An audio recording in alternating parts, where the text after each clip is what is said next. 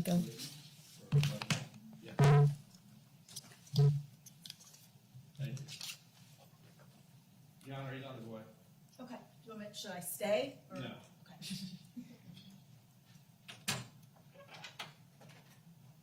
I'll bring it back down.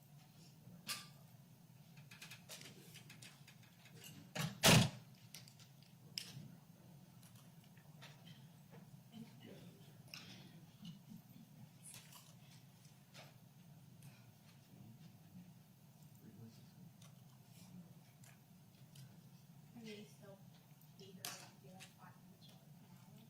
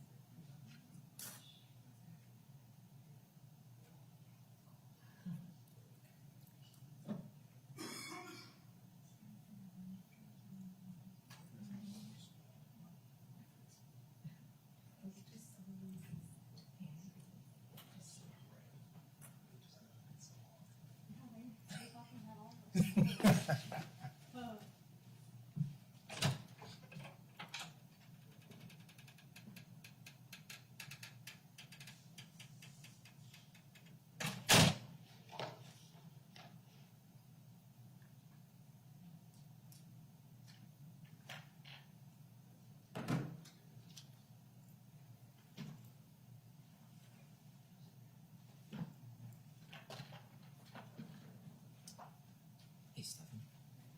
Isn't this external hard drive I had the folder of the autopsy photos? Can I put it on your desktop? Okay, cool. As long as there's not a virus. Fingers crossed.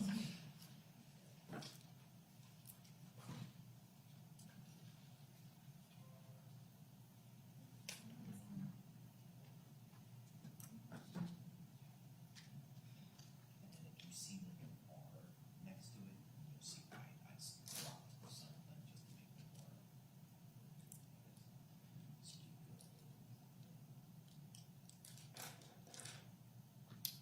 Courtney, if you want this afternoon after lunch, I'll bring the CSI photos, and when we're done, you can just take a look at it. Okay. Might as well. Well, it's gonna be time already, it's going to like,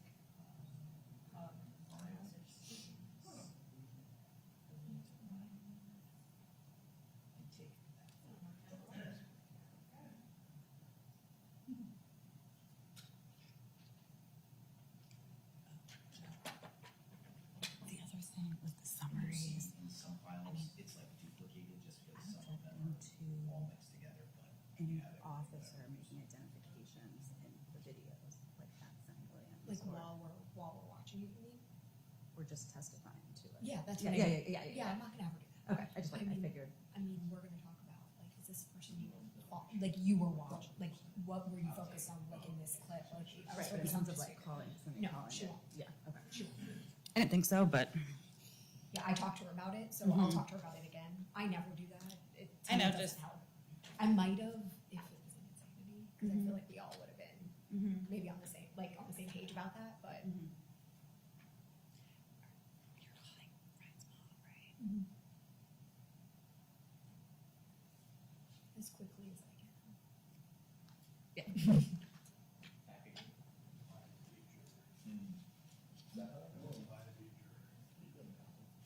you said you wanna apply for the job? That's the case.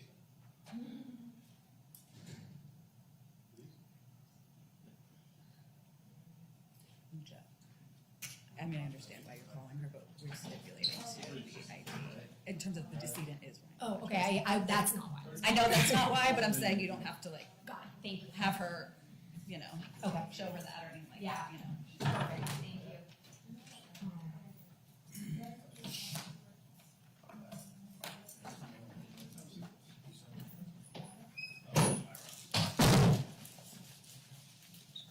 So you missed my toes? You do. All darn green in my ass. Thank you.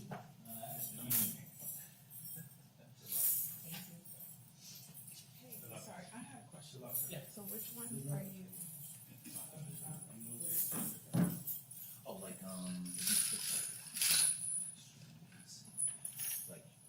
see, it's the same number, but the R one is the one I would choose to use if I see it falling next to it.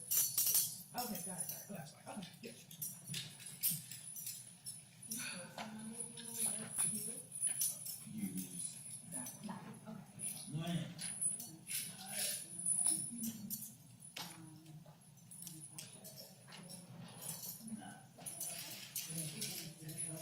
Use that one.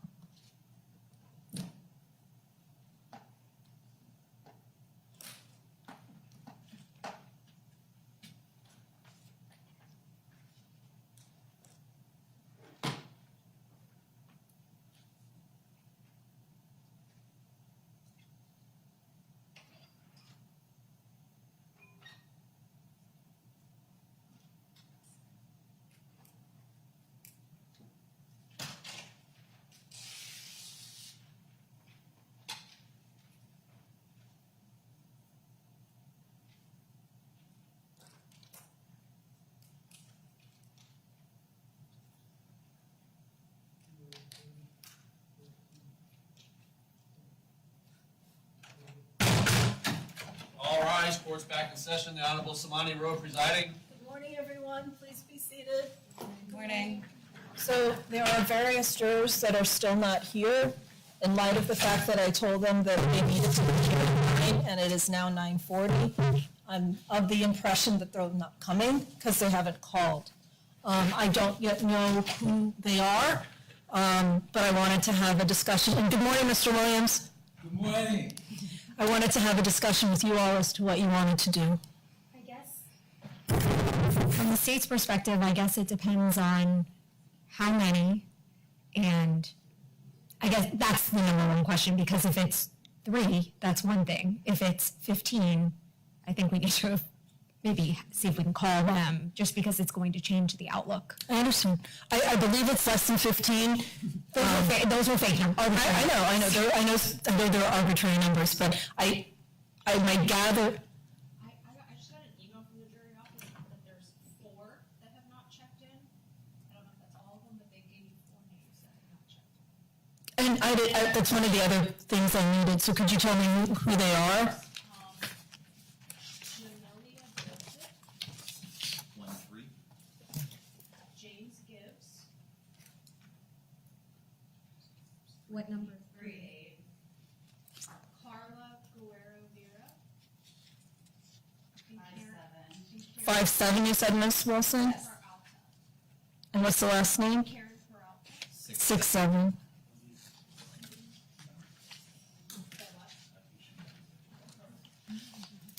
So, if you, Madam Clerk, if you confirm if Ms. Peralta is here, and then if you need me to ask Mr. Williams, my judicial assistant, to find out whether the jury office has actually called these individuals, or if they're just alerting us that they're missing. I don't care who does it. Mr. Williams can hear us, so if he needs to do it, Mr. Williams, can you do that, Madam Clerk? Thank you.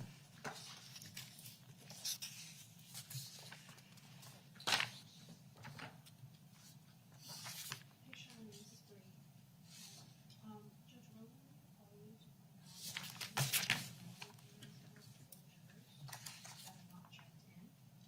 Can you verify if they're present? The definition's name is present also.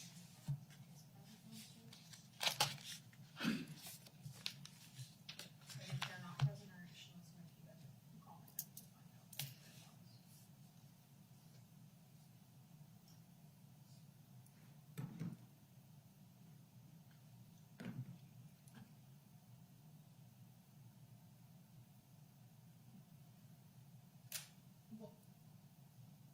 Kimball, have you called for, are the jurors outside the courtroom yet?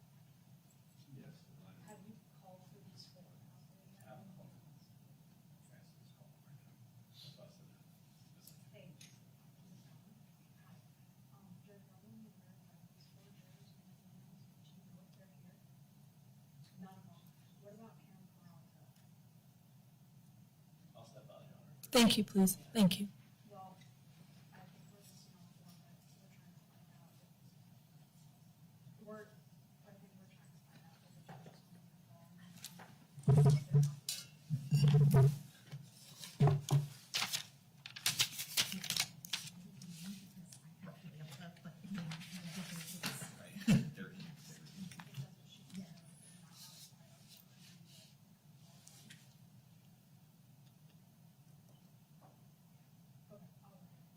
Okay, I'll call back. Judge, they have not checked in. I guess they did see if they are outside. And they said that they were not gonna call them. They're not sure if Damien was gonna call them or not. Does Mr. Williams, my judicial assistant, have their numbers? Judge, I wouldn't have their numbers. The jury office has their numbers. They need to call them. Exactly. If they want Mr. Williams to call, then they need to give him the number so he can call. We never get the jurors' numbers. Let's see if they're outside.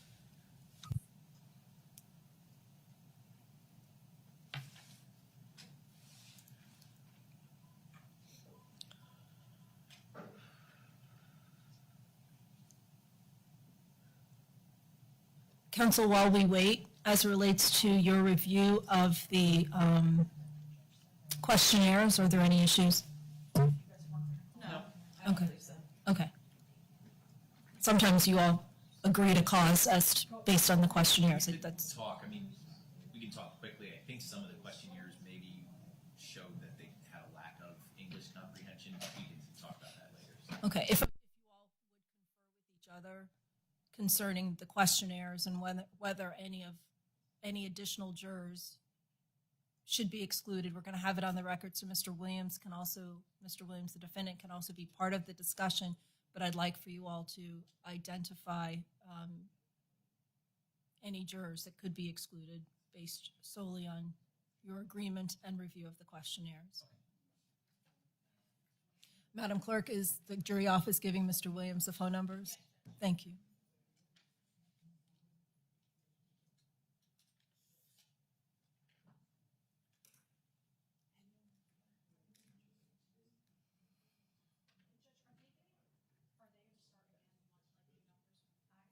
Once I don't want to start assigning numbers until we figure out what's going on with the 4, but yes, that's the plan.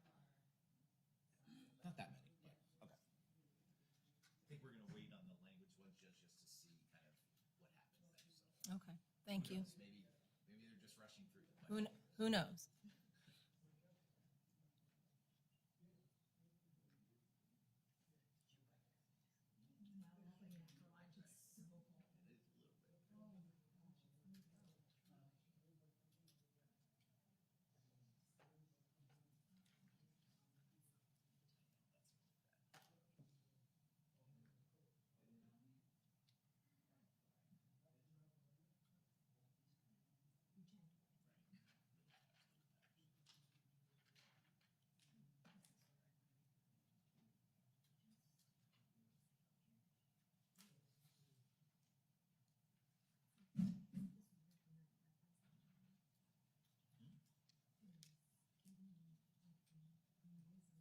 Judge, I just want to let you know, we're still trying to find some jurors that are not here yet.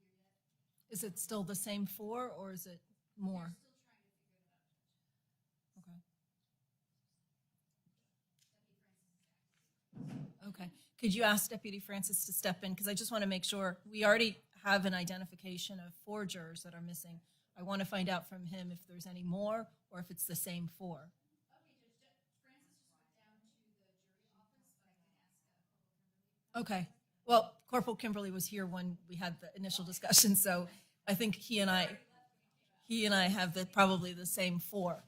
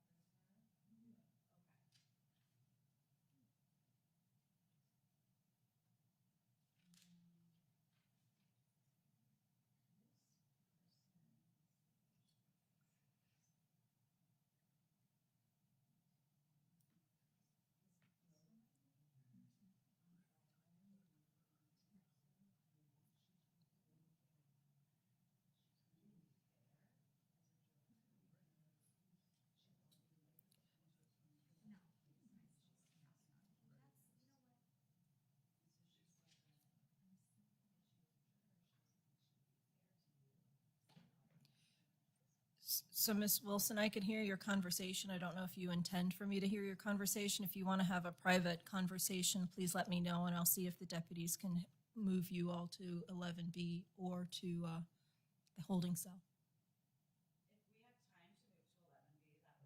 It seems like we're going to have time because we're going to be looking for jurors.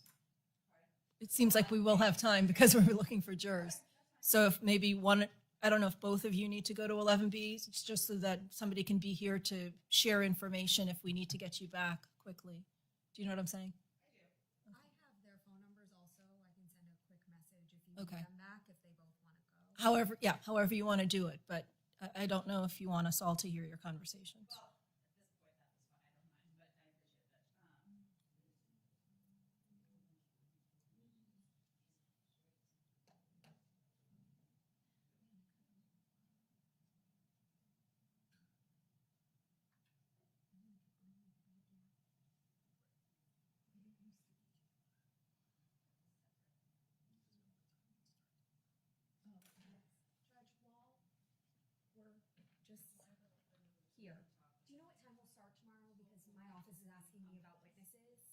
I don't know right now, because I don't know what my docket looks like right now, because I just finished my docket today, but I promise I will try to work on it. Mr. Williams, who can hear, I'm asking him to kind of go through and identify what the docket looks like tomorrow. We'll try to trim it down as much as we possibly can to ensure that we can have an early start date.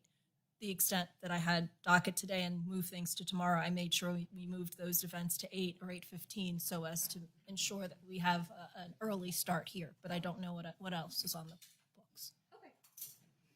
Thank you. Thank you. Thank you, deputies. Thank you, deputies, I appreciate this. Okay.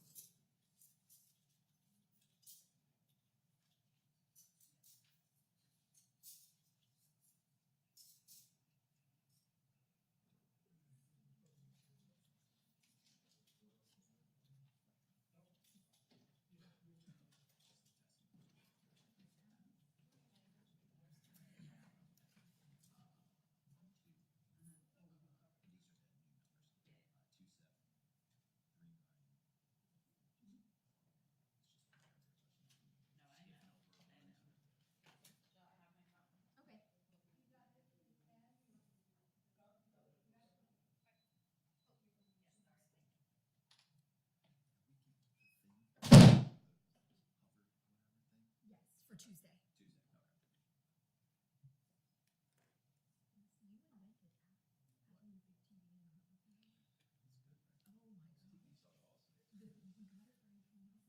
So I'm going to step off the bench as well. If there's any information, deputy, just come back and get me, or have Francis come back and get me. Thank you. All rise, court is in a brief recess. Hey, just to let you know,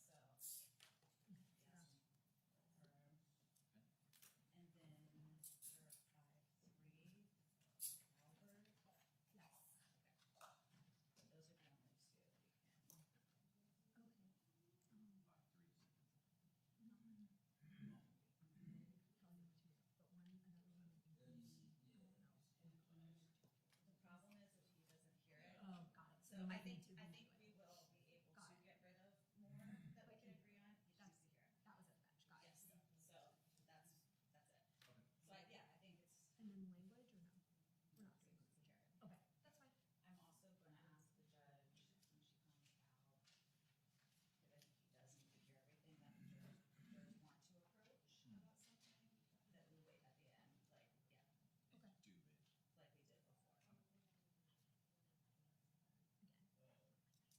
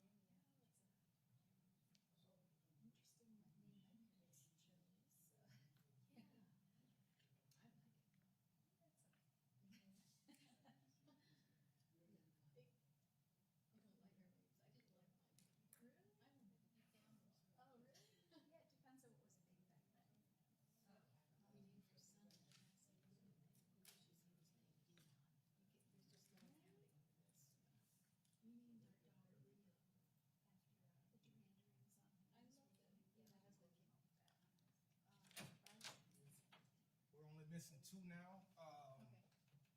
Gibbs and Peralta, no answer. Left a message. So, how do you guys want to proceed? I'll defer to the defense. You guys need me to get the judge? Maybe in a couple, you said just two are missing now? Just two now. Maybe like 5 minutes if she can come out. 5 minutes?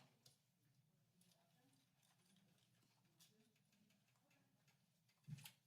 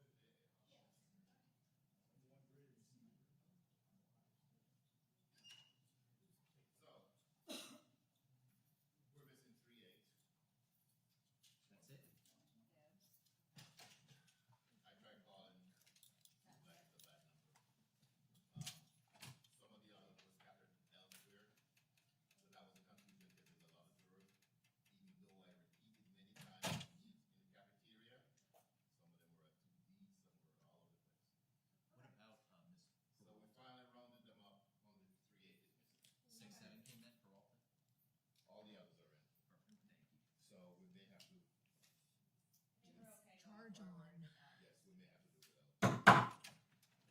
rise, court is back in session. Please be seated. So now we're only missing one juror. State, I have no objection to releasing that juror. well, I don't know about releasing him, but no I meant- objection to, Proceeding forward. without him? Yes, I guess by releasing, I mean causing, because they won't be on this panel. Right, the juror will no longer be part of this trial, but the court will take whatever appropriate action is necessary since he has violated a court order. Yes. Defense? Defense is fine going forward without Mr. Gibbs as well. Okay. In light of that, are we ready to bring in the juror? Remind me where Mr. Gibbs is, oh, he's 3-8. Okay. Judge, there are, I believe, two agreed upon, I don't know if you want to call it causes/hardship. Okay. That we can address. The first is juror 3-5, Rhonda Maltash. Ms. Maltash on Friday told us that her husband had recently had a kidney transplant, that she had appointments this week that she needed to take him to. Okay. And she mentioned that in her questionnaire as well. We spoke to Mr. Williams. We would be asking that she be Excused? excused for hardship. No objection. Okay. I'll talk with Mr. Williams separately. Who's the other individual? Juror 5-3, Rosaline Albert. On Friday, Ms. Albert stated that she couldn't be fair due to the pretrial publicity, that she's already formed opinions, and she's stated that she wouldn't be fair No objection. Those are the only two? at this point that we can agree on. Mr. Williams? Good morning, sir. Could we get a mic? I'm well, sir. Thanks for asking. I would like you to stand up if you don't mind, and we'll get you a mic too. All right?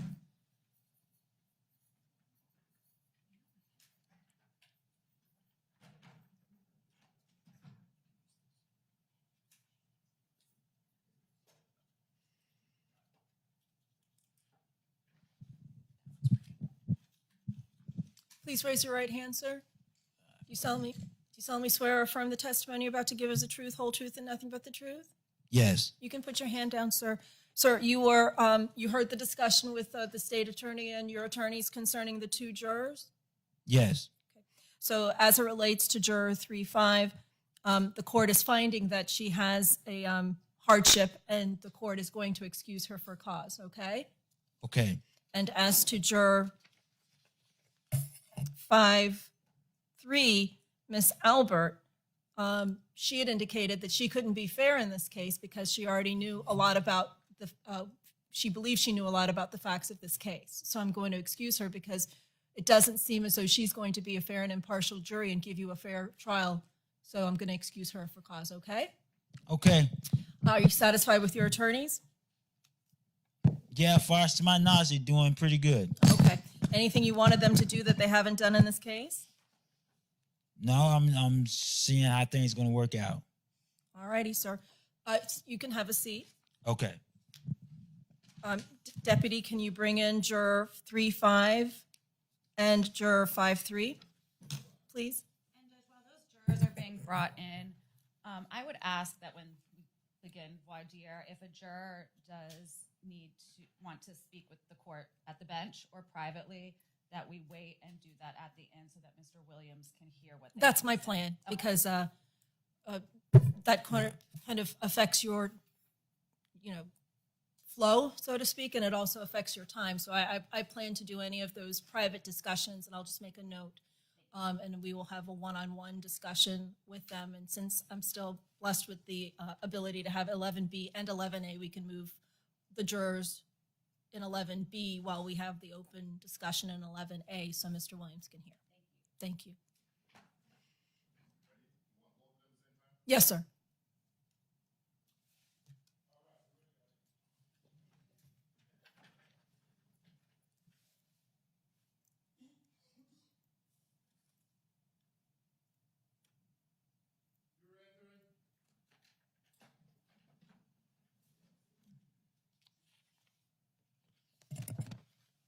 You don't have to come all the way up front. I just need you both in. So Ms. Maltosh and Ms. Albert. You both are excused. Please, from the trial, if going forward, please go down to the jury office. Let the jury office know that you've been excused.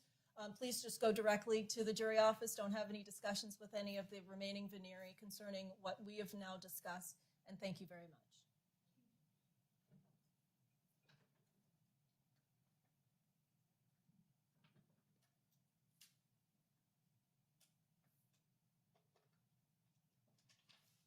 All right. You all can be seated.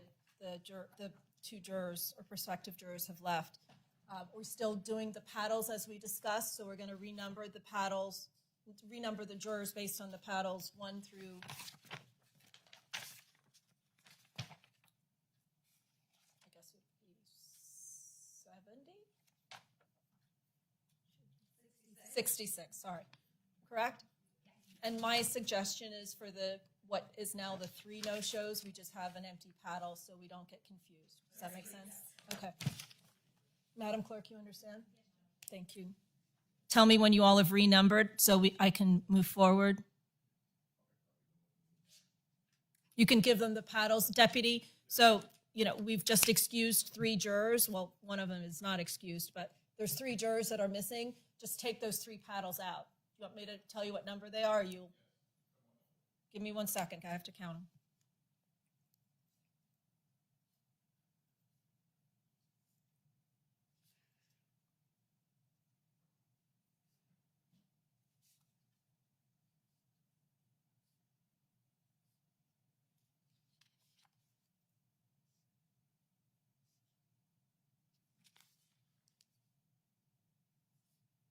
I have 25, number 25, 28, and 43, Judge.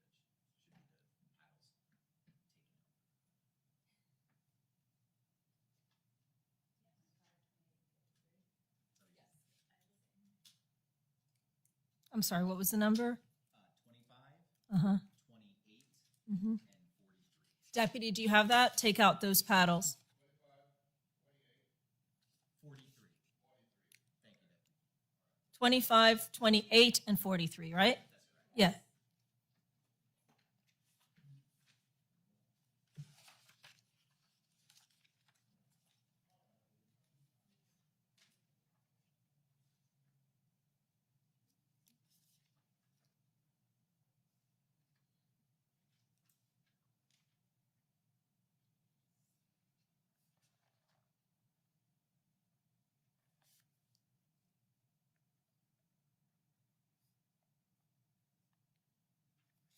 Those are the numbers the court wants us to use, right? When we're saying the number of the Yes, by the paddle numbers, I think that's easier.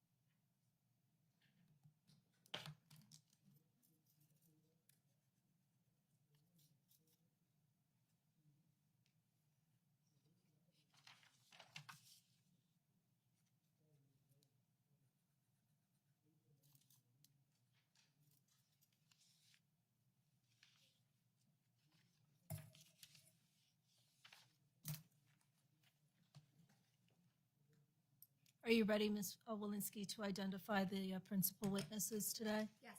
Thank you.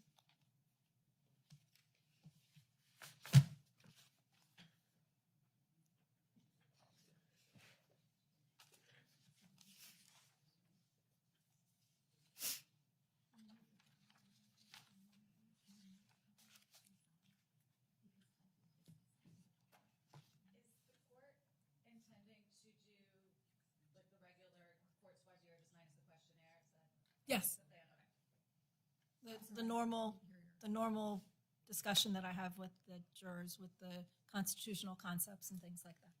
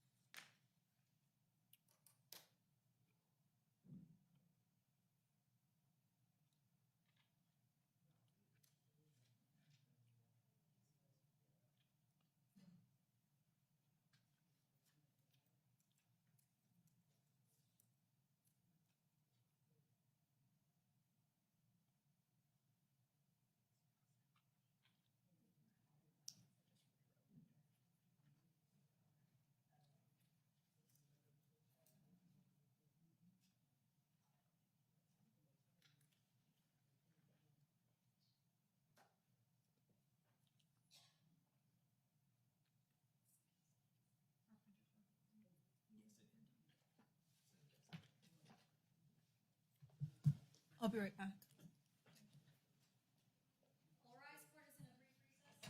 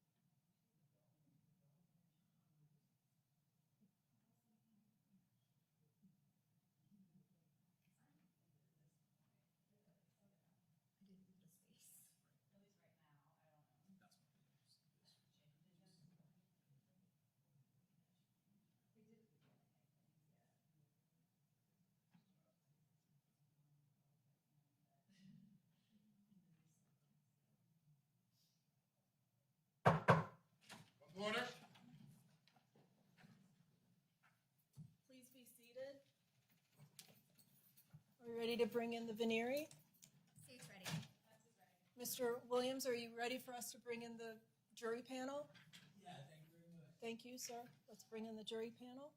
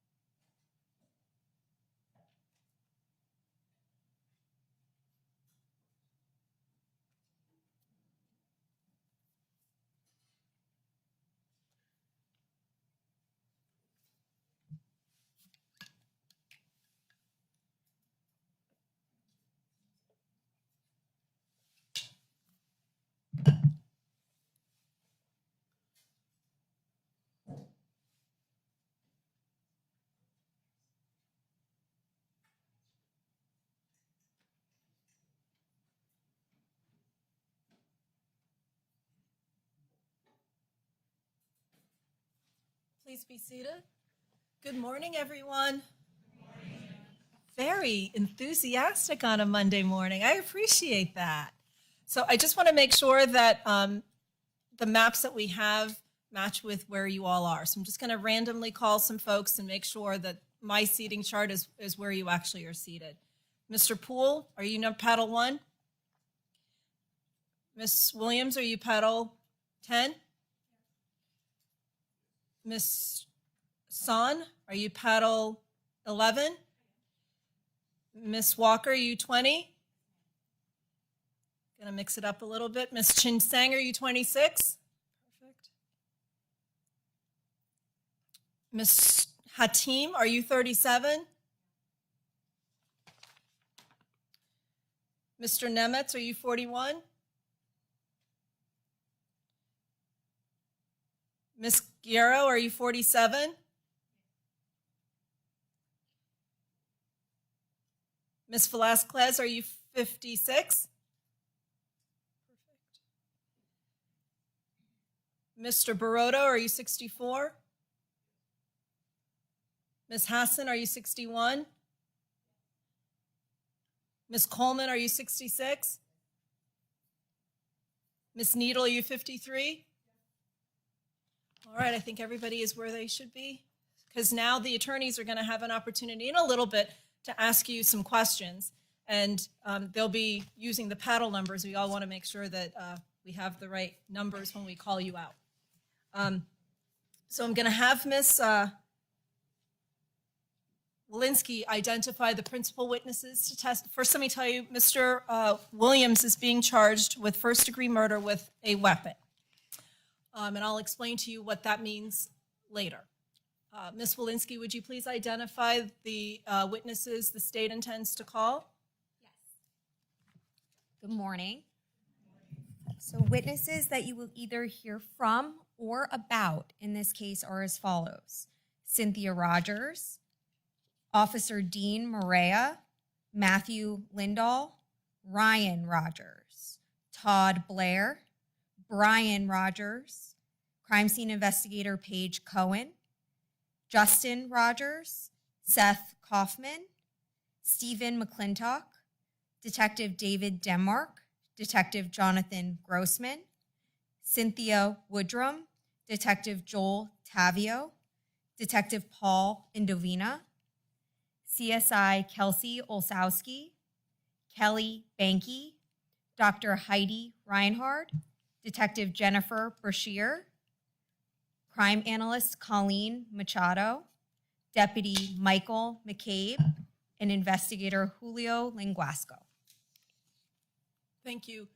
Based on the witnesses or prospective witnesses the state intends to call, does anyone recognize any of those names? If so, please raise your paddle. Juror 60, who do you recognize?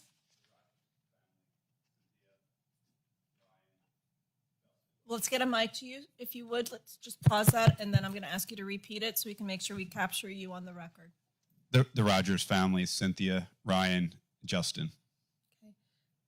And based on your knowledge of the Rogers family, is that going to affect your ability to objectively assess the evidence and testimony that's elicited in this case and No. make a fair and impartial determination? I can remain objective Thank you. And how is it that you know the Rogers family? because I'm part of the soccer organization that they were part of. Thank you, sir. Anyone else recognize any of the names that Ms. Walensky identified? Seeing no paddles raised, I'm going to move on to the next section. I'm now going to talk about some constitutional concepts. As you may remember from Friday, you're the judge of the facts. You decide what the facts are. You decide what the facts mean. I want to sort of explore some of the constitutional concepts that you're going to apply in order to do your job as jurors, to just make sure that you're going to be able to do your job as jurors. First and most important, Mr. Williams is presumed innocent. Does everyone understand that? Mr. Williams has a constitutional presumption of innocence. Does everyone understand that? As he sits here today before you, he is innocent. Does everyone understand that? Is there anyone here that believes that just because he's sitting here at the defense table, and as you know from the facts that I read to you before, this case has been pending since 2021, that something has to happen, something he must be guilty? Does anyone here believe that now? So please raise your hand or your paddle. Just to make sure that this constitutional concept has resonated, I'm going to ask for some participation. As I said from Friday, please don't answer until the mic is in your hand so we can make sure we capture what you say. So, Ms. Hurley, juror 6, please raise your paddle.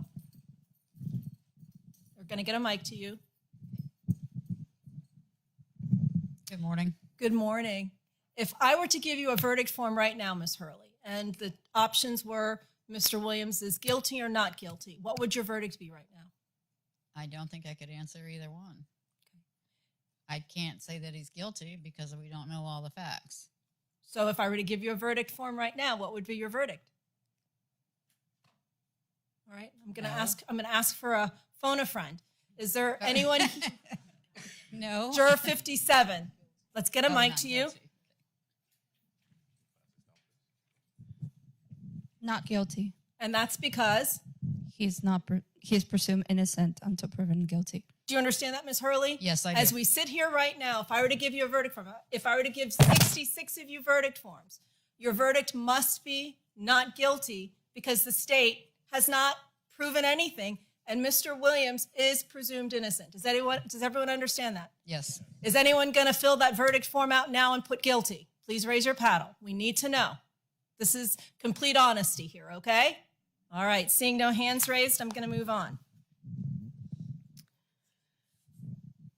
The state has the burden of proof, not some of it, not most of it, all of it. That means the state must prove each and every element of the charged crimes beyond and to the exclusion of every reasonable doubt. Does everyone understand that?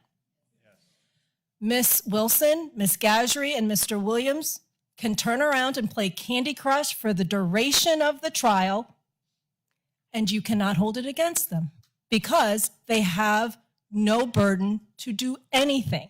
Does everyone understand that? I promise you they won't do that, but our Constitution affords them the option to do that because they do not have to do anything. Mr. Williams does not have to prove his innocence, does not have to defend himself. The state has all of the burden. Does everyone understand that? Is anyone, and I know we're human, many of you may be managers, parents, and the like, you want to hear from both sides because that's how you make an informed decision. Our Constitution does not afford us that. And there's some really wise reasons why, but we're not going to go through that because I could spend all day because I love all of these topics. But there's a reason why Mr. Williams and the defense do not have to do anything. Because we're human and because we generally want to hear from both sides, I want to make sure that you understand that you're not that is not going to happen here. And I want to also make sure that you're not going to go back into the jury room if you're selected and say, you know what? If Mr. Williams had only presented some evidence, or if Mr. Williams had only testified, I would find him not guilty. I need to know now if that's your inclination. Is anyone, just because we're here and because human nature says that we need to hear from both sides, is anyone going to require that? We all need to know now. Please raise your paddle if this is something you're going to do. Okay?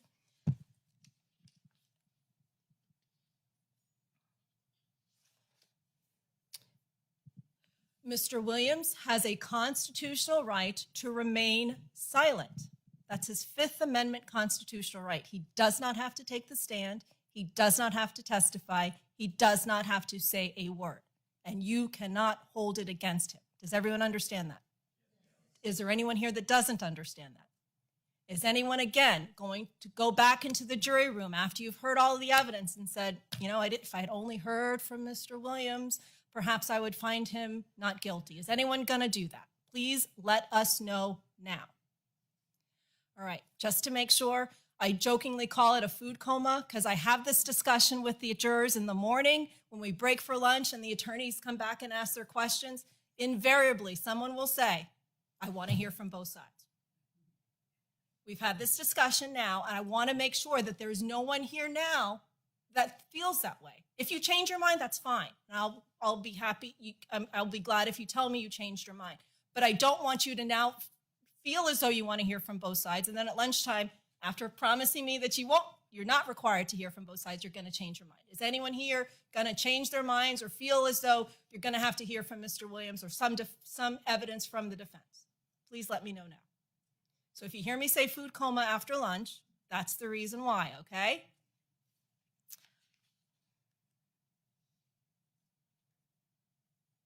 And the court, for the record, the court finds no one raised their paddles.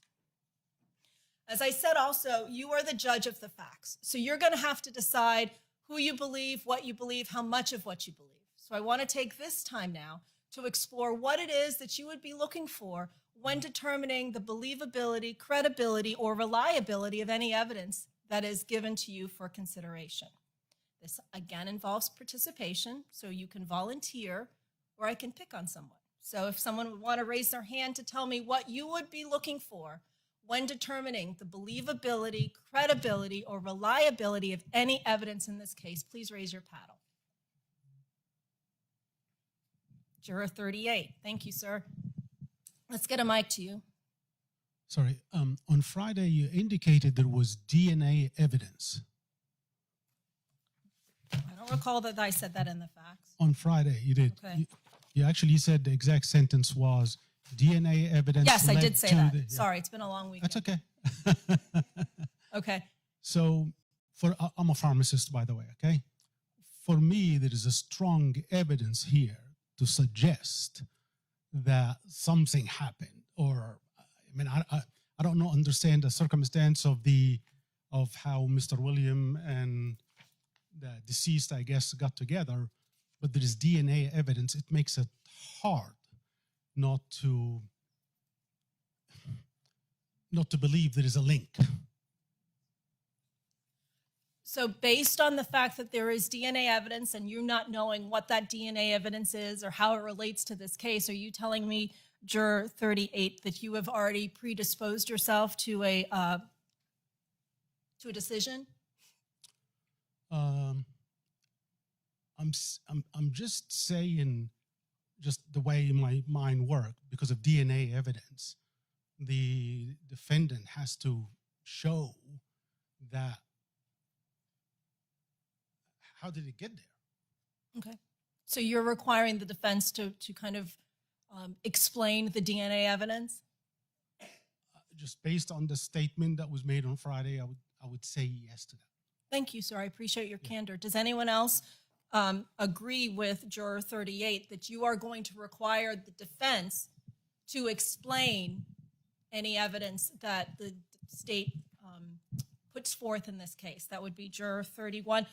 Once I call your name, or your number, I mean, you can put your paddle down. Juror 41. Sorry, you said 31 or 41? I said 31, and I also said 41. Because 31, you did put your paddle up, right? Yes, I did. And the person behind you also did. Okay, All right. sorry. It's all right. No, I didn't ask for an explanation yet. I just asked for your paddle to be raised. So thank you. Juror 41, you can put your paddle down now. Ma'am, I didn't ask for an explanation right now. I'm just going to take down and memorialize all of the numbers that indicated that they agree with Juror 38, that they want some explanation. Okay, no. Then that's not, I wanted to give my opinion, but I'm not agreeing. Okay, so you do not agree with 38? No, I have my own. I appreciate that. My question right now is, does anyone agree with what Juror 38 just said? Please put your paddle up. Juror 41, are you still putting your paddle up? Juror 31, you still have your paddle ups? Okay. Let me just be clear. Do you agree with what Juror 38 said? It's a yes or no question. All right, you can put your paddle down. Juror 41, do you agree with what Juror 38 said? Thank you. You can put your paddle down. Juror 26, do you agree with what Juror 38 said? Thank you. Juror 27, do you agree with what Juror 38 said? Thank you. You can put your paddle down. Juror 63, do you agree with what Juror 38 said? 63. I need a mic. Can you get a mic to her? Did you say yes, ma'am? Yes. Thank you. You can put your paddle down. Juror 64, do you agree with what Juror 38 said? Yes. You can put your paddle down. Juror 58, do you agree with what Juror 38 said? Thank you. You can put your paddle down. Anyone else agree? Juror 59, do you agree with what Juror 38 said? Yes. Thank you. You can put your paddle down. Juror 48? Yes. Thank you. Anyone else? All right. Thank you.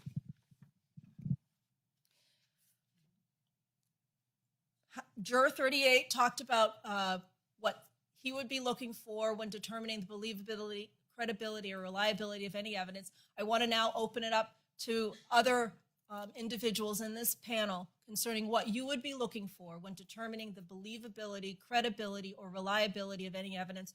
Juror 31, I see you have your paddle raised. Let's get a mic to you.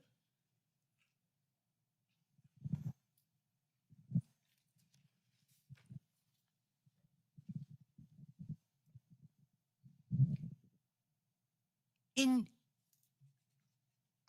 determining what credibility, you can't base it on what just occurred here, that there's one factor, like what you had said.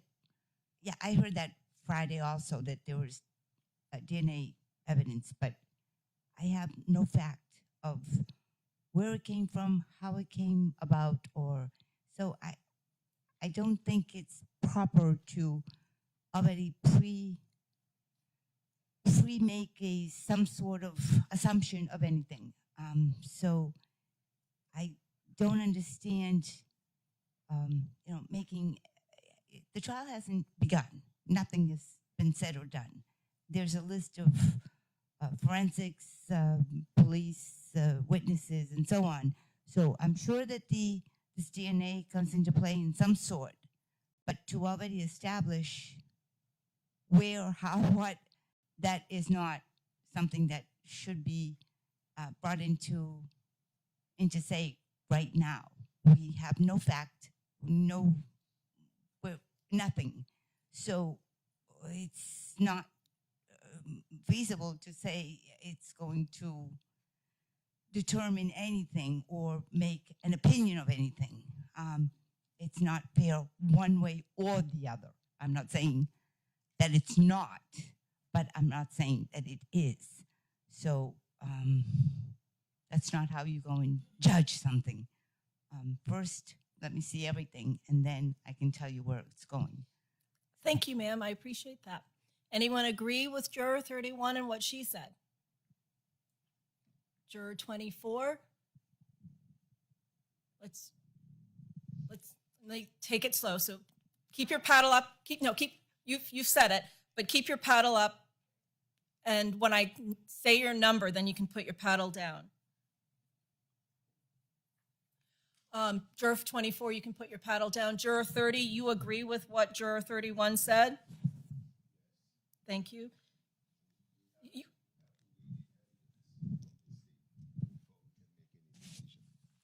Thank you. Juror 33, do you agree with what Juror 31 said? Thank you. You can put your paddle down. Juror 34, do you agree with what Juror 31 said? You can put your paddle down. I'll come back to the front row. You didn't have it up earlier, so I'm just going to go back and then come back to the front. Juror 42, do you agree with what Juror 31 said? Yes.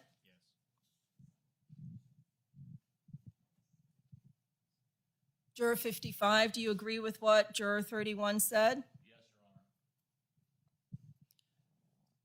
Honor. Juror 53, do you agree with what Juror 31 said? Yes. Juror 61, do you agree with what Juror 31 said? Yes. Juror 4, do you agree with what Juror 31 said? And Juror 5, do you agree with what Juror 31 said? Juror 60, did I miss you? Do you agree with what Juror 31 said? Yes.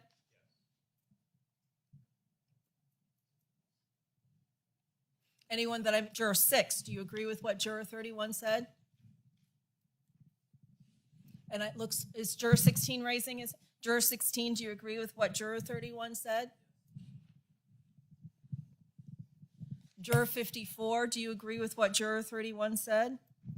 Yes. Thank you. Did I miss anyone? All right. Again, revisiting that topic of you're deciding the facts. What would you be looking for to determine the believability, credibility, reliability of any evidence? Anyone else wish to volunteer? Okay. I'm going to invite, thank you, 22. What would you be looking for when determining the believability, credibility, or reliability of any evidence in this case? I'd be looking for how the prosecution presents the evidence of both DNA and any other circumstantial evidence that they may present. I also will be looking for length of position of the witnesses. Like you called out a bunch of detectives, CIA, not CIA, CSI, forensic analysis is. I just believe like if they have a longer standing in their position, it gives them more credibility to what they say and what they've seen. Thank you, sir. Anyone else? Someone else raise their paddle. Juror 7. Let's wait for the mic, sir, if you don't mind, please. I would look for both consistency of evidence from that person, and I would look to the basis for whatever they said. Thank you, sir. I appreciate that. Anyone else?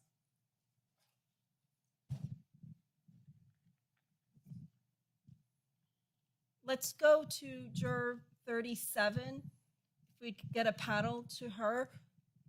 Not picking on you because I'm picking on you. I just want to get you involved in the conversation as to what you'd be looking for when determining the believability, credibility, or reliability of any evidence in this case. Since the burden is on the prosecution, it would depend on chain of custody with evidence, particularly the DNA,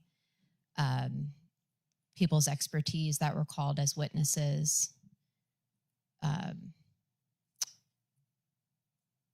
basically how they're able to present the information for the case in its entirety. If it is believable, if it's, someone else said, if it was consistent, if it makes sense, the basis of it. That's pretty much it. Thank you. Anyone else? Going to pick on a couple more people just to make sure that we've discussed things that you'd be looking for when determining the believability, credibility, and reliability of any witness or evidence in this case. Seeing no volunteers. Juror 45.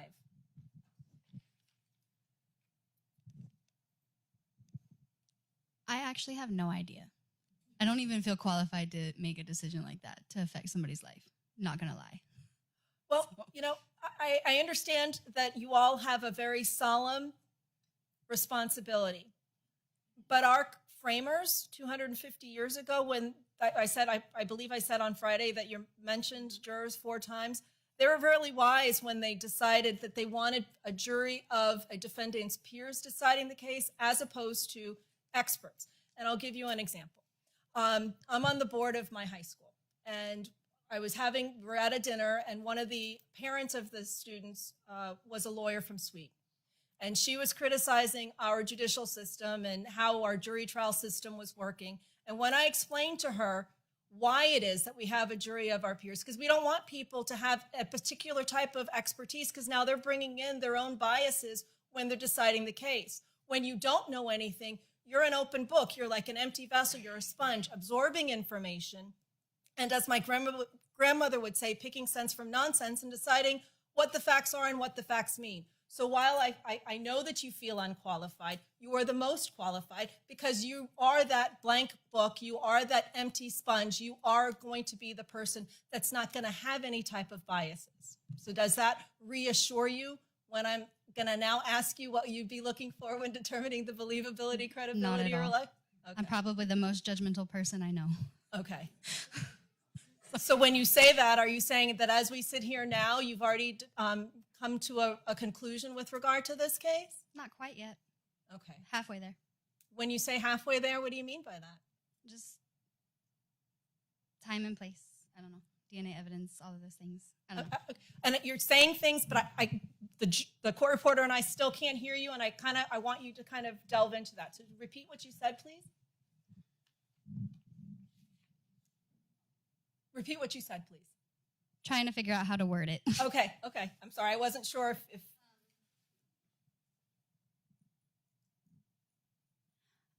I want to try to remain unbiased, but I'm not necessarily. So you feel just like hearing. I'm sorry. Go ahead. I didn't Hearing catch you off. DNA evidence and things like that, it just kind of seems there's already a certain direction it's going.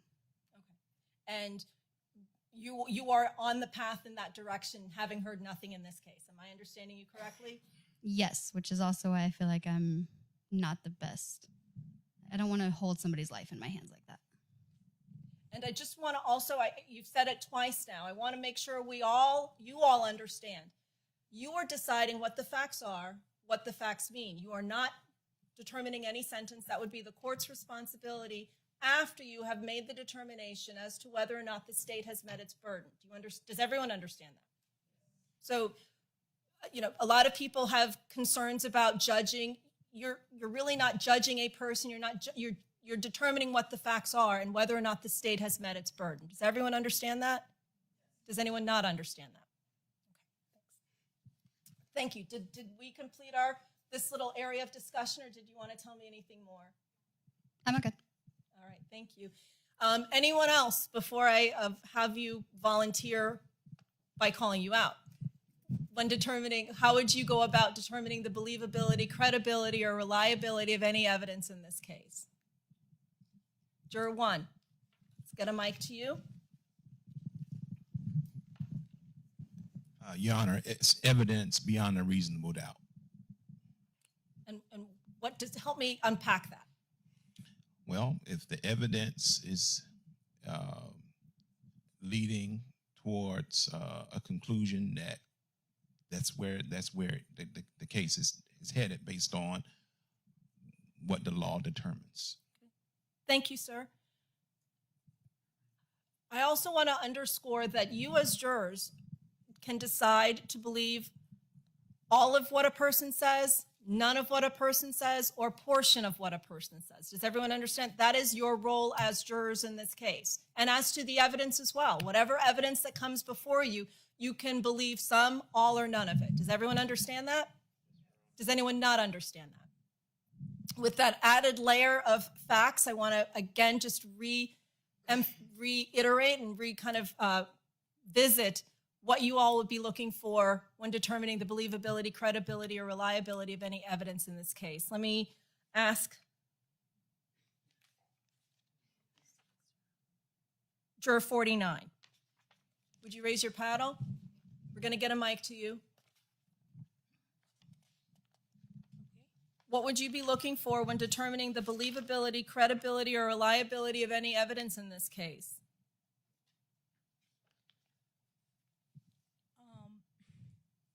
First of all, this is something new for me. I wouldn't be doing any judgmental stuff. If the evidence and everything is given to me and asked whether this is right or wrong, I would be whatever comes to me at that time. So you're that empty sponge right now, waiting to get the information?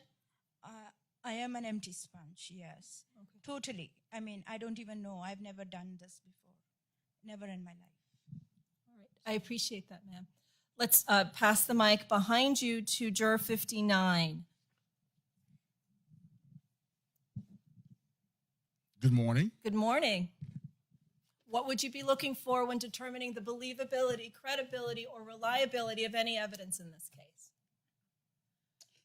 Whatever's presented, I think I'm just here to call balls and strikes, not really make the decision. Just if it's right, I would say yes. If it's not, then I would just disagree with it. Okay, thank you. Anyone else? Juror 51. Can we get a mic to Juror 51? Good morning. Good morning. I would be looking for, facts, of course, and what pertain to who, what, when, why, and where, and just, who were the, who's in it, why did it happen, when did it happen? I would just try to center around, everything that I hear around that. Thank you, ma'am. Could you pass the mic behind you? Juror 61. What would you be looking for? I think that I really resonated with one of my fellow jurors who said consistency. I would want that the facts that are presented or the information that is presented, I'm determining as a fact, is it consistent among the attorney listed a dozen witnesses? Is the evidence that they're presenting consistent? And that would give it credibility to me. And I would also like to say that I'm personally surprised in this room that a word like DNA has seemingly so much power, because as you mentioned, we haven't been presented any evidence yet. We don't know whose DNA it was. We don't know where this DNA was. We don't know how it relates either to the defendant or to the state's case. It seems like it's giving a term more weight than the evidence. And so I would like to hear all of the things that are going to be presented to find out where that comes in. I mean, I've touched this. My DNA's on the paddle. So I don't give that the weight, but it has to be part of the entire case that's presented. That's my opinion. I appreciate you giving us your opinion. Let's go to juror 11. We're going to get a mic to you. I actually just found what she said to be more of where I'm leaning to. It's the first thing I've heard that's kind of swayed me so far because I'm sitting here, like one of the other jurors said, just very open, never sat here and done this before. I would need the proof. I would need every bit of evidence to really make me feel strong about making this decision. And I feel like the when, where, how did that DNA get there is the big question. And whose. I like all that way of thinking. I thought that was a very open-minded way of looking at it all. Thank you. Anyone else? Juror 10, let's get a mic to you, and then juror 15.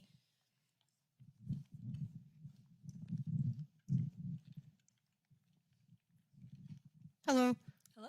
I was curious about if there's a history or priors about anything. I'm sorry, I don't have the right verbiage, but is there any priors or history that would give me more information about if this is something that has happened before, if there's a trail of behavioral things? So you kind of want to have a trail to get you to the conclusion as to whether or not the state has met its burden? It would make it would just tell me a little bit more of a story about behavior. I would just want to know more about that. Okay, thank you. Juror 15. Morning, Your Honor. Good morning, sir. I took your advice and turned off the TV and didn't Thank listen you. to anything. Did anyone turn on the TV? I mean, you could turn on the TV. I guess there were some good football games, There- but there were. did anyone turn on the TV and watch anything concerning this case? All right. Thank you, sir. Thank you for...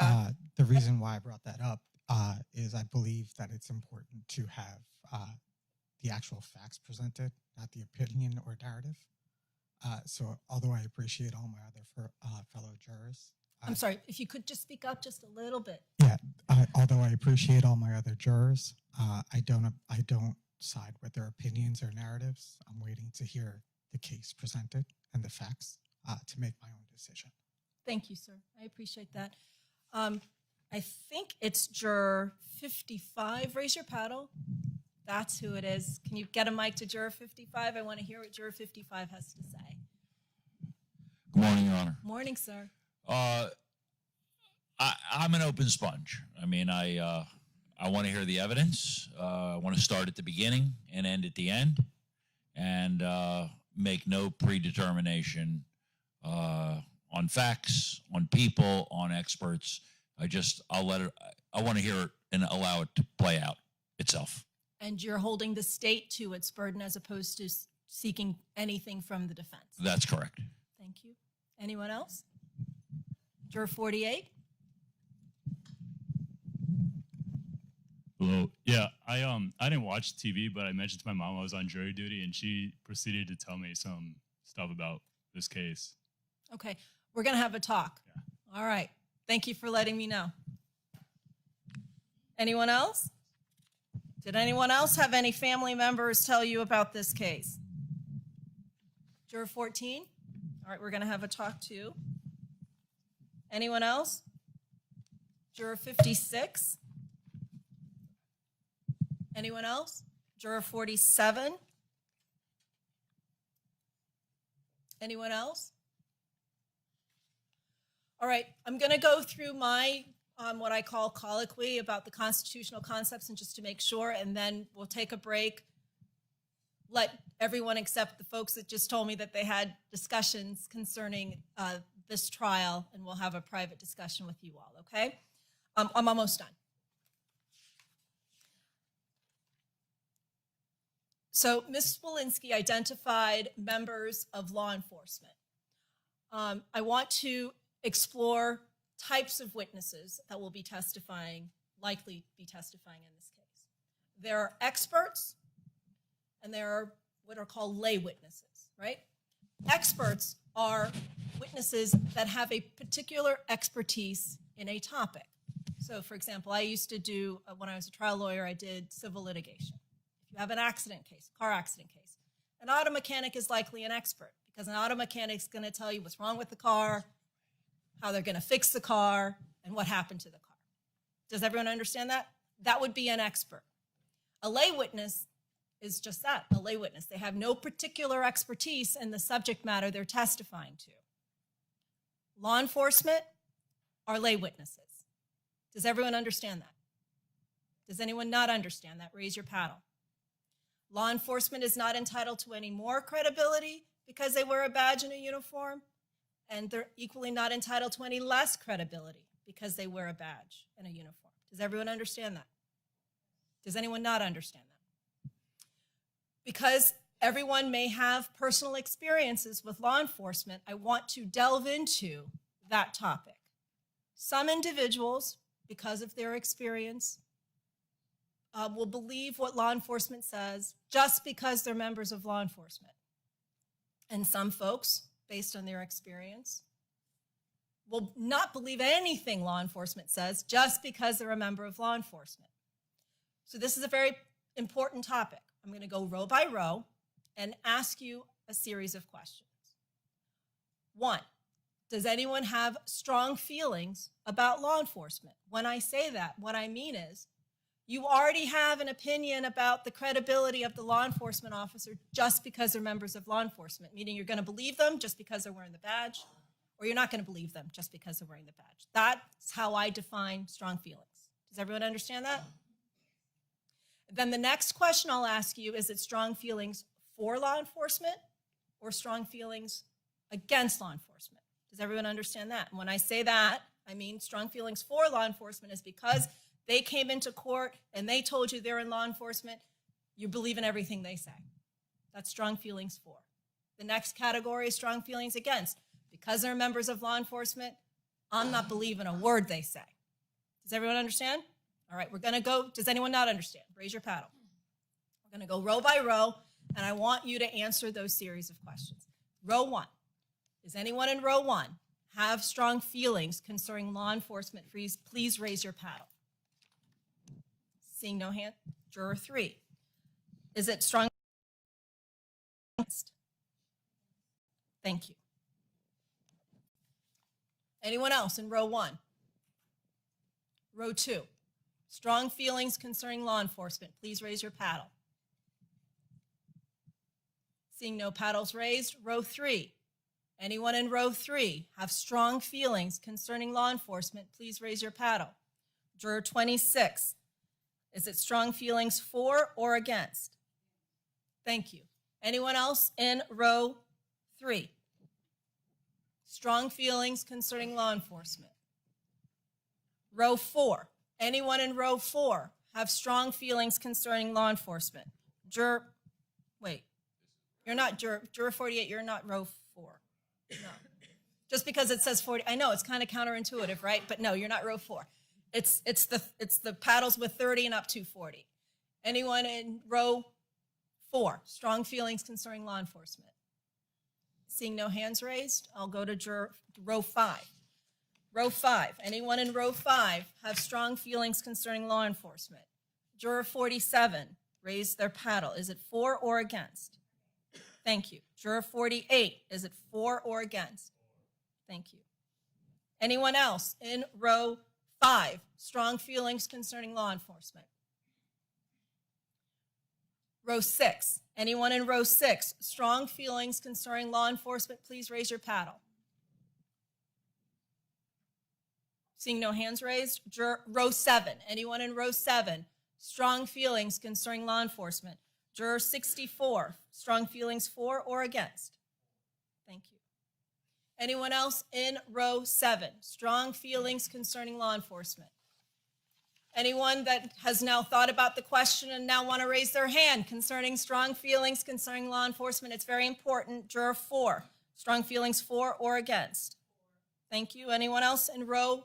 Anyone else? Juror 58, strong feelings for or against? I'm sorry, I didn't hear you. Deputy, can we get a mic, please? I said 4. Thank you. Anyone else who has strong feelings concerning law enforcement, please raise your paddle. Thank you.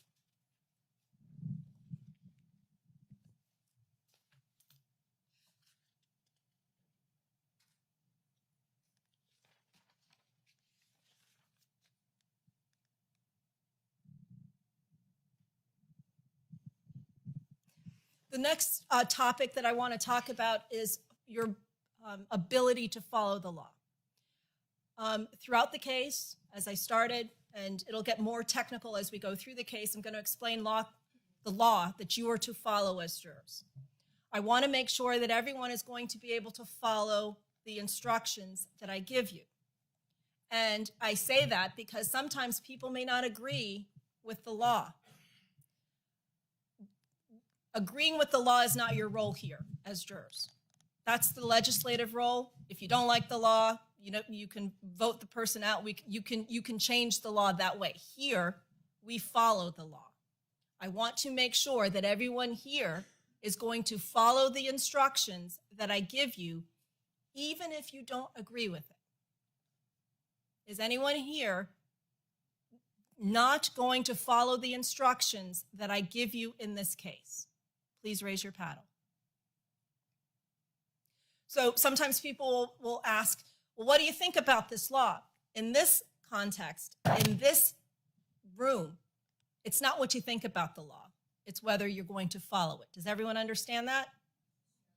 Is anyone not going to follow the law, even if you think it doesn't make any sense or you think you don't like it, whatever it is? Is anyone here? We need to know now.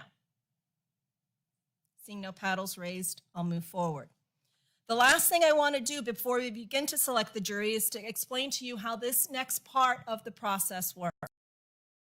Part of the case where the parties and their lawyers get to have an opportunity to get to know a little bit about you in order to help them come to their own conclusions about your ability to be fair and impartial, so they can decide who they think should be jurors in this case.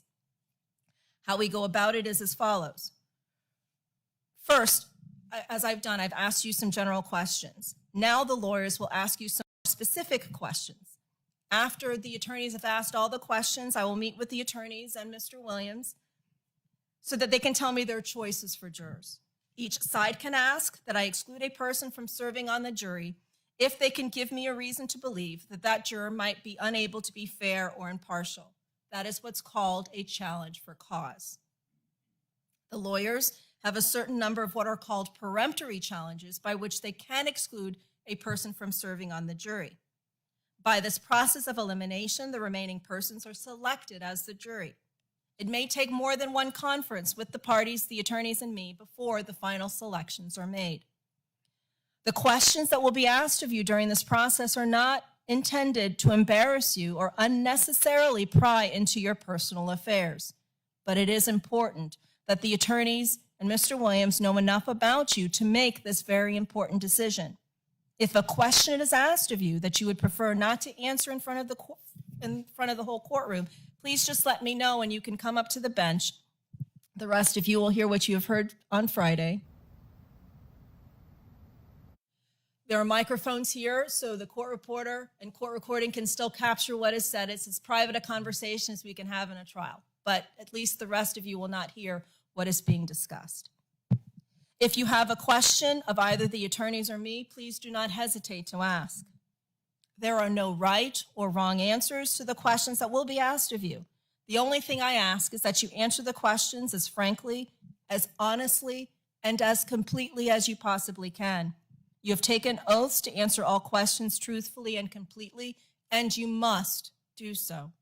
Remaining silent when you have information you should disclose is a violation of your oath as well. If a juror violates this oath, it not only may result in having to try the case all over again, but it also can result in civil and criminal penalties against the juror personally. So again, it is important that you be as honest, complete, and frank with your answers as you possibly can. If you don't understand a question, please raise your hand and ask for an explanation or clarification. In sum, this is a process to assist the parties and their attorneys to select a fair and impartial jury. All of the questions they ask are for this purpose. If for some reason you do not think you can be fair or impartial, you must tell us. It's around 11:30, and there are some individuals that indicated that they had some discussions with family members. So what we're going to do is we're going to let you all, except those folks, take a break, take the lunch break now. And then I'll, with the attorneys, and I will have the discussion with those individuals that indicated that they had some discussions. And then when we come back after lunch, the attorneys will each have an opportunity, each side will have an opportunity to ask questions of you. They get equal time, and we will hopefully finish the jury selection process sometime this afternoon. Counsel, would you please approach?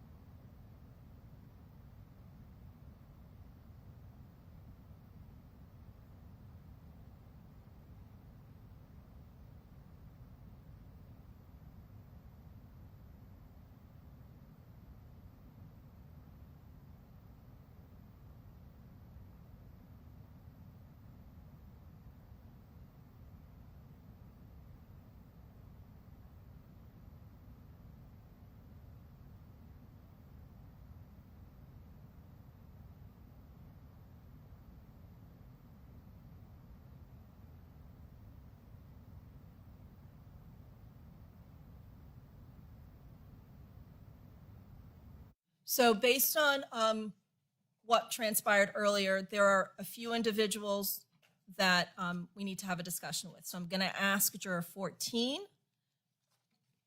Juror 47, Juror 48, and Juror 56 to remain. I'm going to ask the Juror 47, 48, and 56 to go in 11B. Juror 14 to remain. The rest of you, enjoy your lunch break. No texting, tweeting, blogging, emailing, sending or accepting messages, communications of any kind about this case or your jury service, no review of any news feeds about this case, any social media, I don't care, nothing about this case, don't look at it, run away, turn it off, whatever, break your phone, I don't care, no looking about anything about this case. Does everyone understand that?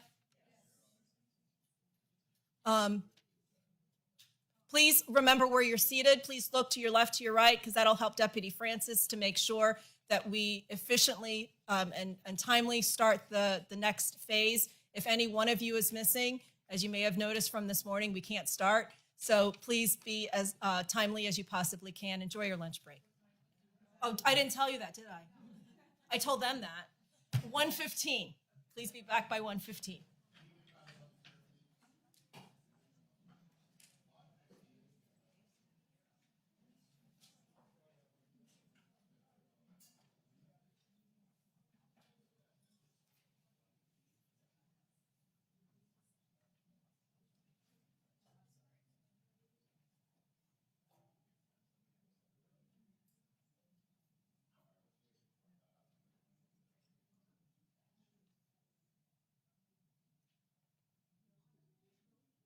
Not right now.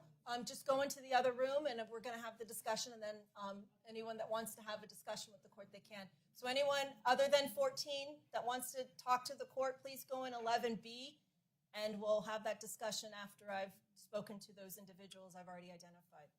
Juror 1, you too, please. Thank you.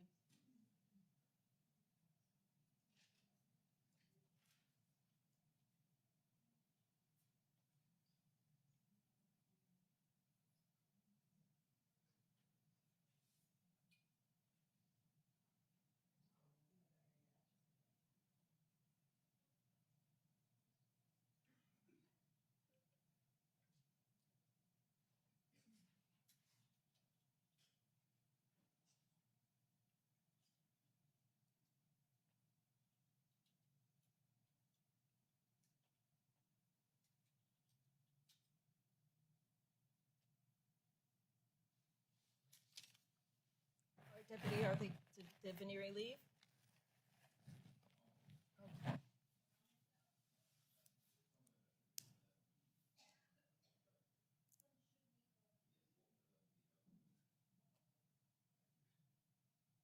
Or they can wait outside, but it doesn't matter to me. Doesn't matter to me. Juror 14 is here. We just need a mic.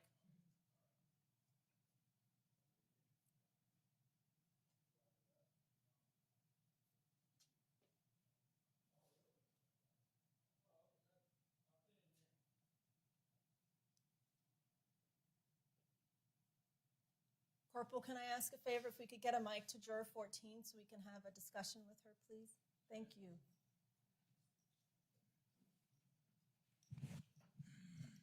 Please be seated.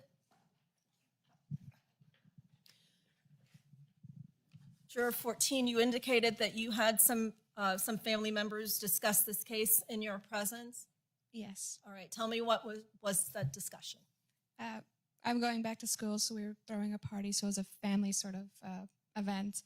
And the topic came up asking where I was on Friday, and my parents responded saying I was on jury duty. I remained silent on the matter, but other family members had said, oh, I had seen a recent news on the news, and they said there was this jury case, and they discussed the topic. I did, in attempts, try to shut down the topic to say I cannot receive any bias, but comments were made, discussions were had, and I wanted to make it known, for one, because I heard some comments that already put some bias. Even if I were to hear both defendant and, I'm sorry, I don't know the other name, but if I were to hear both cases, it would remain in the back of my head. I've heard comments and I fear I might be biased in the sense. What'd you hear? So one of them was I believe you also mentioned the age of the victim. They had heard from like interviews from closely related, calling it a tragic, that shouldn't have happened, just bias in the sense of part of me already convicting, saying he is the criminal.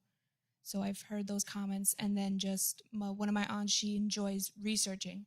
So she found several articles and labeled multiple facts. There were several, I cannot recall at the moment, but saying that they'd found certain evidences that were undisputable and pointed numerous witnesses. I fear I recognized a few of the names, not personally, but from the like mentioning of the articles. From your family mentioning the articles? Yes.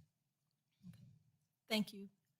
And I believe I heard you say, I just want to make sure that I'm clear, that based on what you heard, you have now formed an opinion concerning whether or not Mr. Williams is guilty or not guilty? Yes, Your Honor. Okay. State? No questions. Defense? No questions. Ma'am, you can go to lunch, and I'll see you back at 1:15. Okay. Thank you. Deputy 47.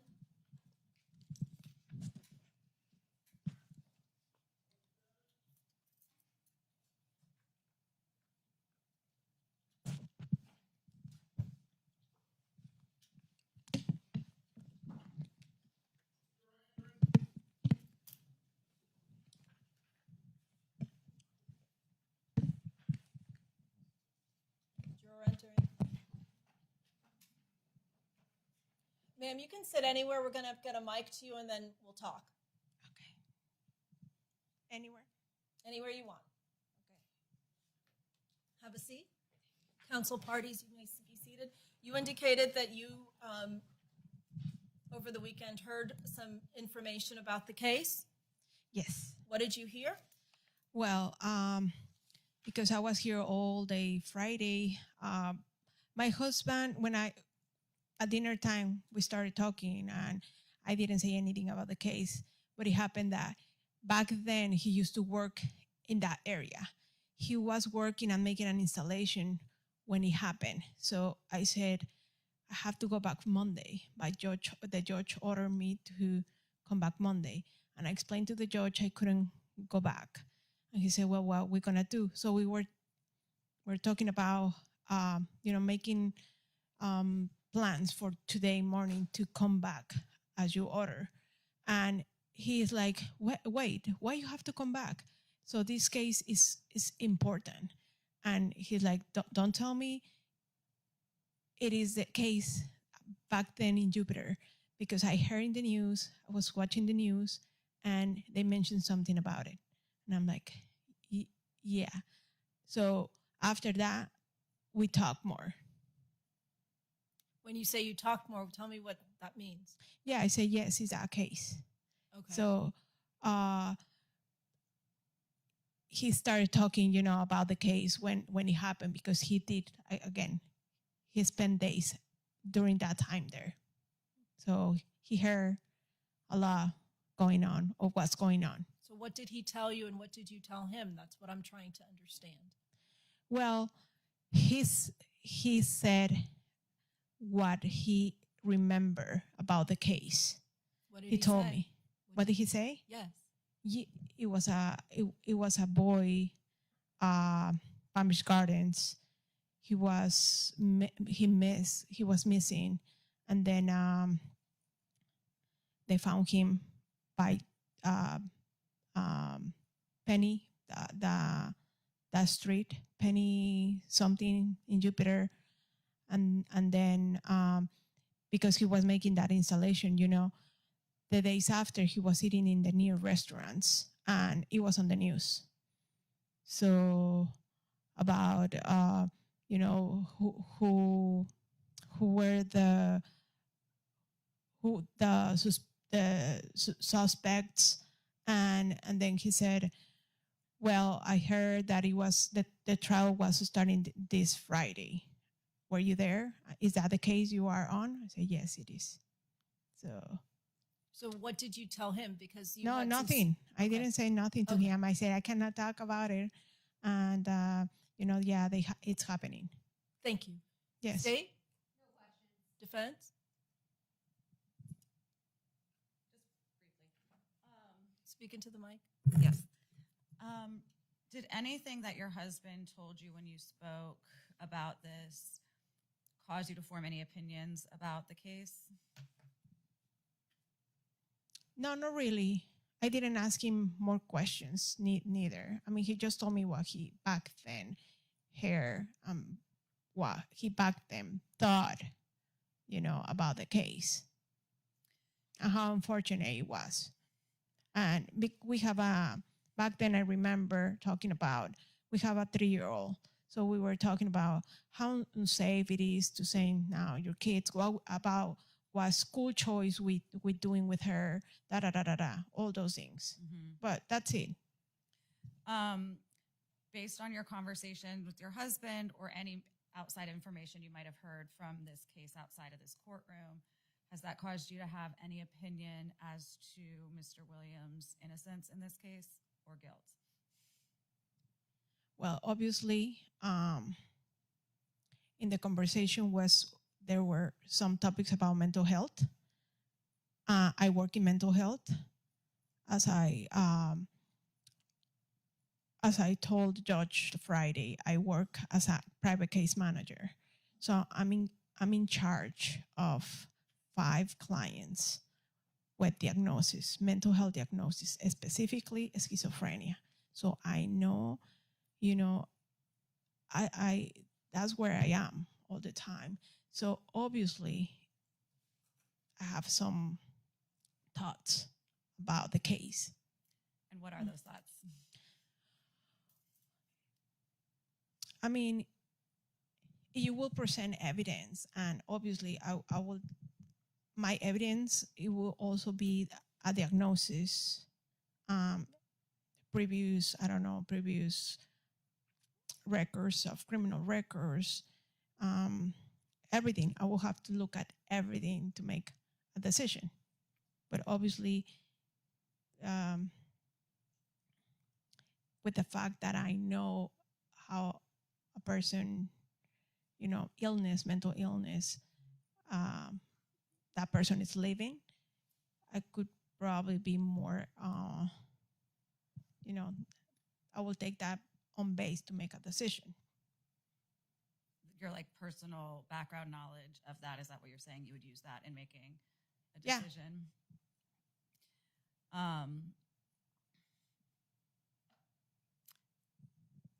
And if you were hypothetically, to not hear any evidence of mental illness, would you still take into consideration the things that you heard from the news or from talking to your husband, even if it wasn't presented as evidence in the case?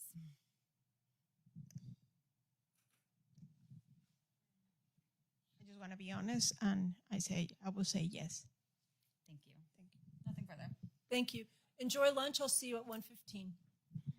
Judge, I came by because I wanted to obey your order, but I really cannot stay. Thank you, ma'am. I'll see you at 1:15.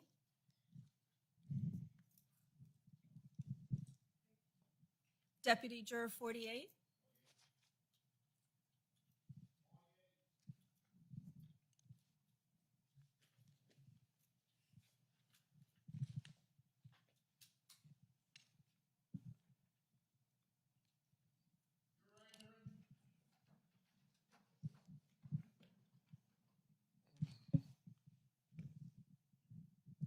Sir, they're going to give you a mic. Please sit wherever you want. Once you're comfortably seated, we'll sit and we'll chat.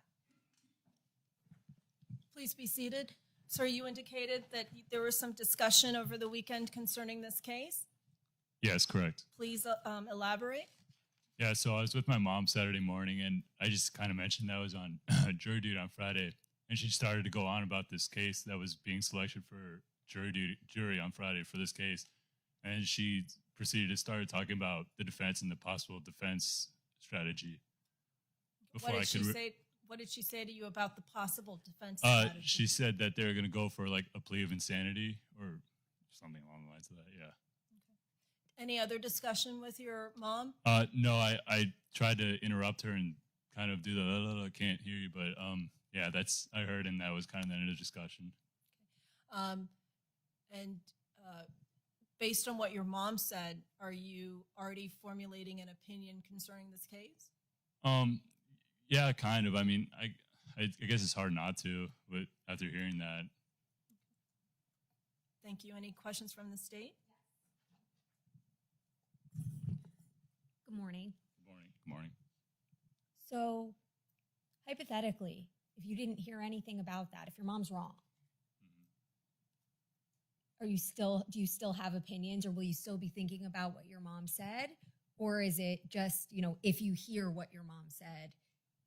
I feel like I could be convinced the other way, but I mean, it's always going to be in the back of my mind at this point going forward. Okay. Thank you. I don't have anything further. Defense? No questions. All right. Thank you, sir. I'll see you at 1:15. Thank you. Thank you.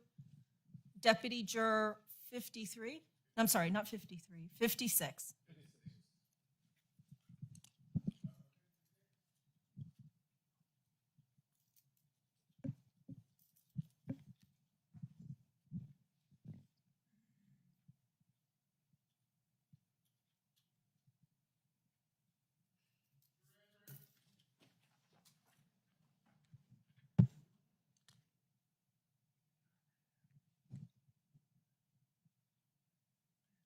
Ma'am, once you're comfortably seated with the mic, we'll start asking some questions.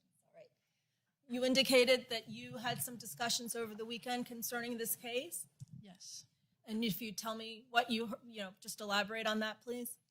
My sister mentioned something on the news. Can I ask you to speak up, please? Sure. My sister mentioned something on the news about a case about a stabbing of a teen boy in Palm Beach Gardens.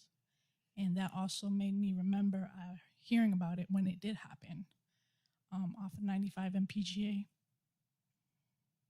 So is that all you heard, or? No, I told her I can't talk about the case, and we were in a car ride to the basketball game for her son, and she mentioned that Mr. Williams had fired his lawyer or something, and I just try to black everything out because I didn't want to get in trouble. You're not in trouble. We all need to know what you heard. So you can't control what other people say to you, right? But you are telling me that this is happening. So I'm glad you did that. So we just now need to explore what it is you heard, and then I may have some more questions. So can you tell me everything that you heard? Basically about the teen boy riding his bike or scooter home, and You're really going to have to speak up. I know you're probably as nervous as anything. relax, take a deep breath. You're not in trouble. We just need to find out what you heard, okay? And so they found him missing, and then they found his bike or his scooter, and they found Okay, him again, dead. you're trading, It's it's just sort of trailing off. Take a deep, if you need to take a break, just take a quick break. But it's important that we all hear what you're saying so we can understand what you're saying. Okay. And they found blood on Mr. Williams, and they something about the case now that he fired his lawyer and wants to say he's innocent or something. I don't know. Anything else that you can tell me that you recall from the discussion over the weekend? No. All right, thank you. Did you say anything to anyone else about the case? No. Okay. State, do you have any questions? Oh, let me ask you this. Based on what you heard, have you formulated any opinions about the case? No, but I do have teen boys. Okay. Does that, are you telling me that because that's making you sway one way or the other concerning Yes. whether or not you find Mr. Yes. Okay. I would just have to hear more information. Okay. So it's a little, I want to make sure that I delve into it. You have teenage boys. I get that. The fact that you have teenage boys, is that automatically now making you, decide this case without having heard any evidence? Or are you going to wait to hear the evidence, evaluate the evidence, and come to your own conclusion? I would have to wait to be, I don't want to be, I can't. Let me ask the question again, just to make sure that my question is clear. And if it's not, let me know, because sometimes I'm not clear. I understand you have teen boys. Mhm. Are you able to decide what the facts are and what the facts mean in this case without any other influence or without, weighing into the fact that you have teen boys? Yes. All right. Thank you. State, do you have any questions? Defense?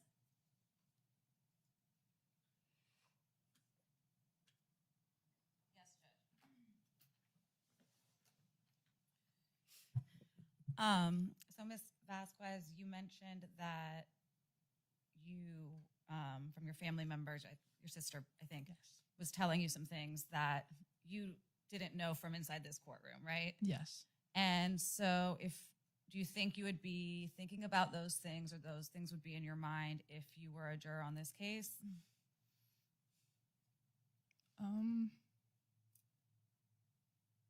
not sure right now. Okay. She's not here.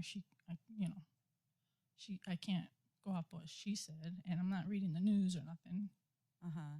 So, but we want to make sure that whoever is selected for this jury are people that are solely going to make any decisions and evaluate the evidence based solely on what they see inside the courtroom, right? yes. And so only of course, whether you feel like some of this outside information might affect you or not. And that's all we're trying to figure out. It might. I'm not sure. Never been in this position before. I'm sorry, say that last part. I've never been in this position before, so. I understand. You also said that you have teen boys, so you're swaying one way. I heard you say something about you're swaying one way. No, well, I would have to be fair. Yeah, I have teen boys, but I don't know exactly what happened. Okay. And so when you use the phrase, and maybe I just misheard you, so I apologize if that's the case, but when you use the phrase sway one way, what did you mean by that? I didn't use the word sway. Okay. So that might have been my mishearing. So.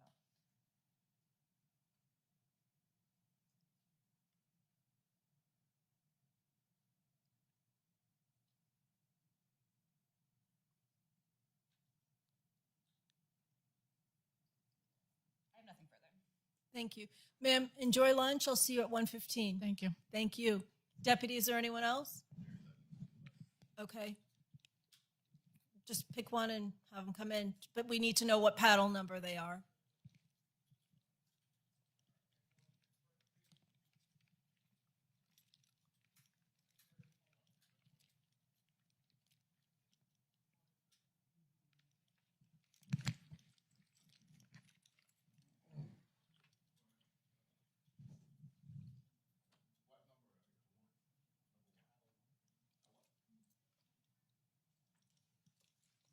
Battle number 1 in courtroom.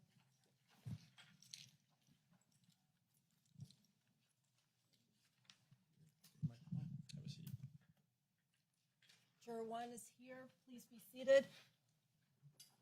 Sir, I believe you stayed behind because you wanted to tell the court something. Yes, Your Honor. I did not talk to a relative. I did receive a phone call, wasn't able to answer the time on Friday night.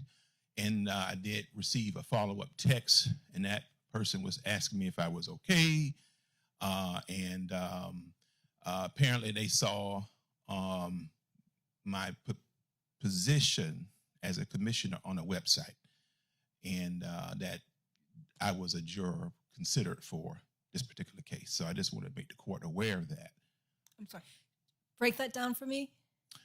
Not my name, but my position as a commissioner was on a news website, and that person reached out to me to ask me if I was okay, but I did not follow up in a conversation with them.